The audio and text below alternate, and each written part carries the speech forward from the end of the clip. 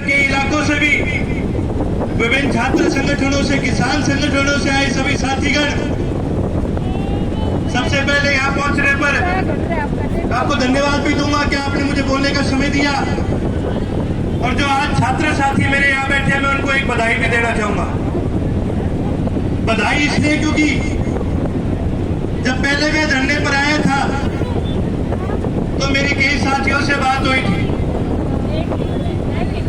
और जब बात हुई तो ये चर्चा जरूर चली थी कि भाई ये जो धरना है इसको किसी भी तरह से राजनीतिक रूप नहीं देना।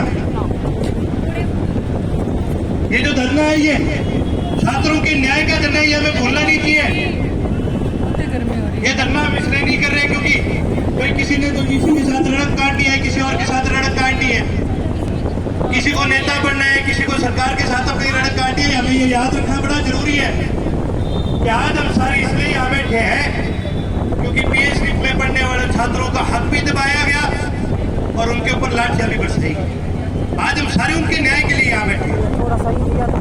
और बधाई इस बात के लिए क्योंकि सबने ये बात बड़ी मानी और उसका नतीजा ये निकला कि सरकार आपके द्वार 4 बार आ चुकी है आपसे बात करने के लिए।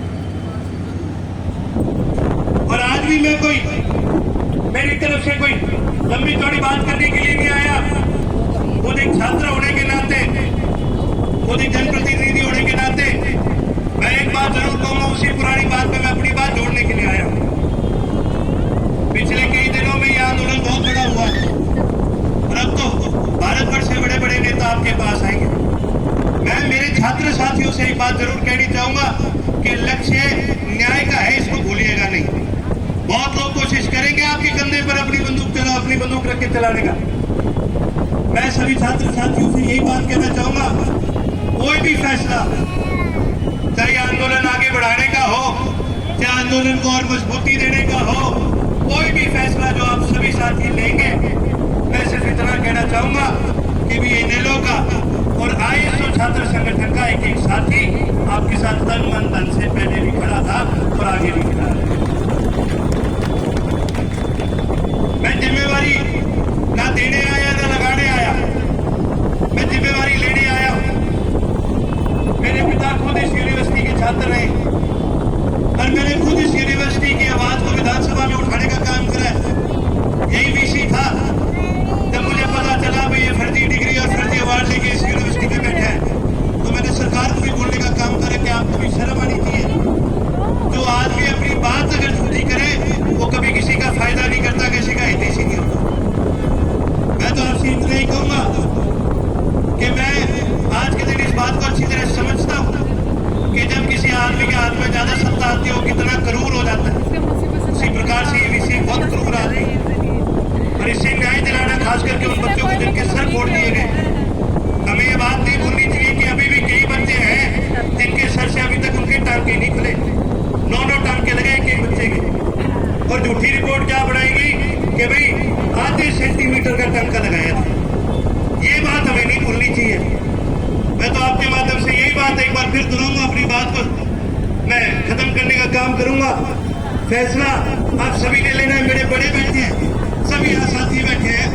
फैसला ऐसा लेना जिसके अंदर छात्रों को न्याय मिले, जिसके अंदर उन बच्चों को न्याय मिले, उनके माता पिता को न्याय मिले। आप सभी ने मेरी बात सुनी, उसके लिए मैं आपको धन्यवाद कहना चाहूंगा। मेरे छात्र साथियों को धन्यवाद कहना चाहूंगा, आपने मुझे अपनी बात रखने का मौका दिया।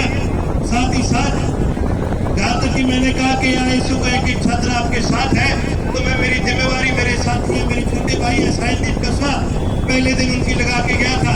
कहीं पर भी आपको हमारी जरूरत पड़े तो दिन रात ये धरने में आपके साथ बैठे हैं। आप कभी भी इनको पकड़ लेना तो समझो सारी इनेलो और सारी आईएसओ आपके साथ खड़ी। सबने मेरी बात सुनी, उसके लिए बहुत बहुत धन्यवाद है। साथ ही साथ जाने से पहले मैं एक बार फिर आपसे यही कहूंगा, मेरे साथ नारा लगाए। दफ्तर में कई अफसर भी बैठे हैं वीसी के, उनको पता तो चले कि भी इस दोपहर की गर्मी के अंदर आंदोलन अभी भी गर्म पड़ा है।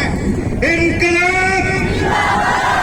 छात्र साथी बैठे हैं, मेरे किसान साथी बैठे हैं। आपने तो सारी उम्र नारे लाए और कि मैं करे है नहीं, एक और जोर का ला दो नारा, इनकलाब! इनकलाब! छात्र एकता! छात्र एकता! बहुत बहुत धन्यवाद।